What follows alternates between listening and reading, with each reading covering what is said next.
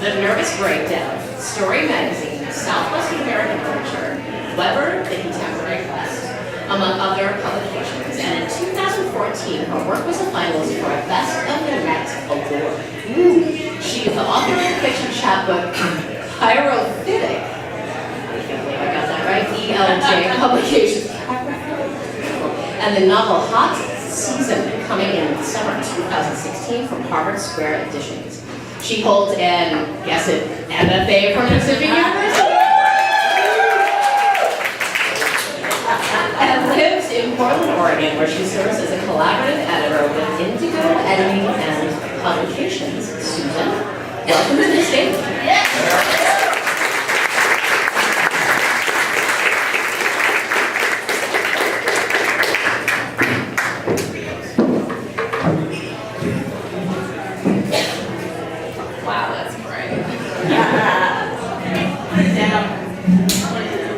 Is it alright if I hold this? That works? Okay. I'm shaking your head. You're like, no, it's not okay, honey. Some tough acts to follow here tonight. Wow. What a great evening. Donnie, thank you so much for inviting me. I also have not been a student at Tom's Band Art, but I have to say that I have been greatly influenced and encouraged by the work of some of his students, including Monica Drake and Lydia Yukovich. Lydia, of course, was here earlier this evening. And I have to say, one of the things that I've always appreciated about Lydia is that she has been so clear about reiterating in so many different ways that one of the primary functions of art is to save lives. Yes. That it's not something frivolous or pretty, although it can be.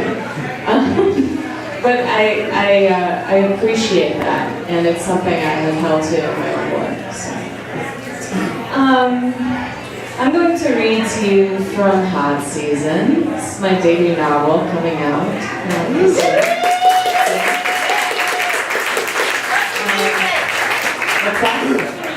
Release date has been moved back to November 9th.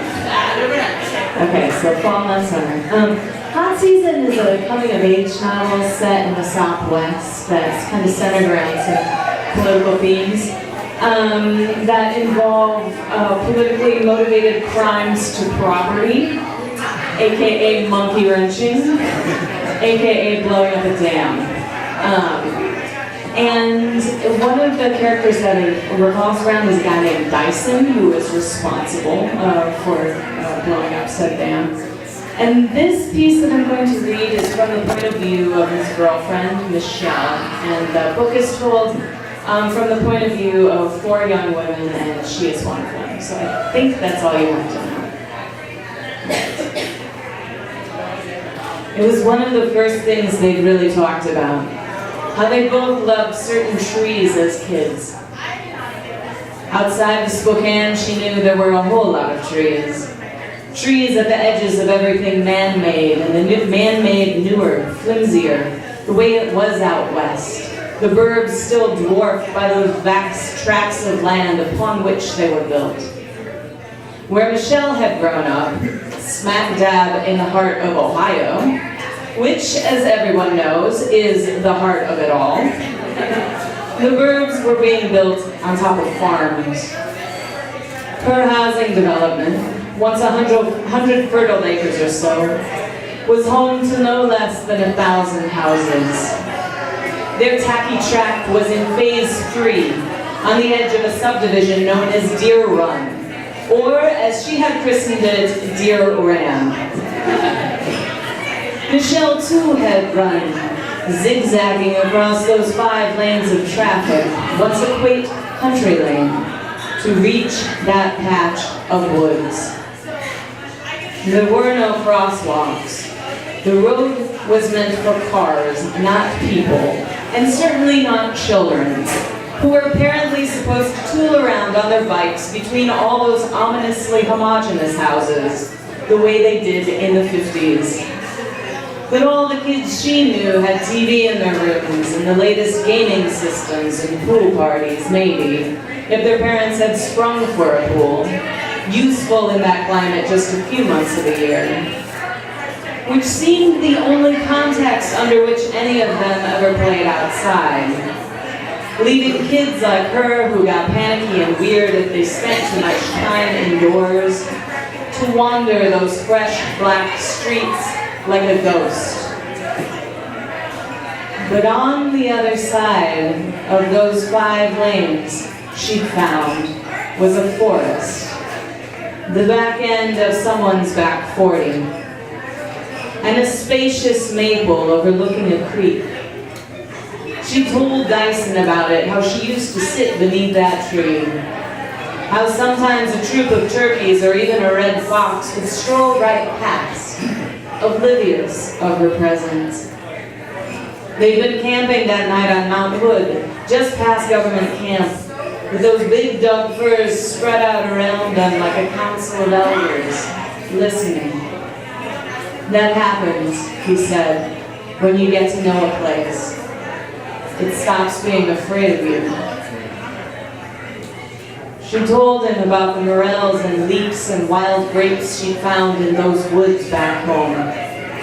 How sometimes she'd spend all day building a fort out of rotten logs and moss, or launch a leaf or stick or feather she'd found down the creek and follow it as far as she could. Which was how she had discovered, deep in the tangled heart of that tangled mass of trees enveloped in grapevine, there, in the heart of it all, a place where the creek dropped through a hole in the forest floor. At the bottom of a ravine, 1,000 feet away, she found a dark, wet passage crumbling with clay that led to a limestone cave. The tunnel was narrow.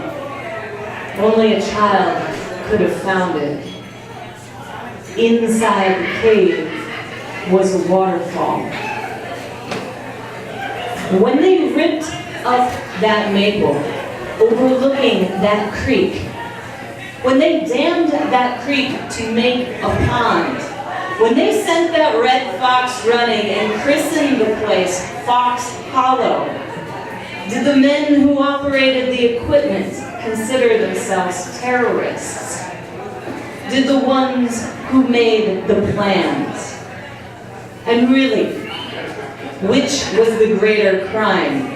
Destroying a dam or destroying a river?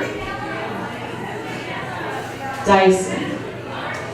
Even now his name came to her like a great reprieve, like a stroke of the boldest luck, like a blessing, though the men in black and blue would have her believe otherwise. No one in their right mind, they'd said. But she imagined that they were people like the kids in her subdivision, who had never felt the need to run across that 5-lane highway.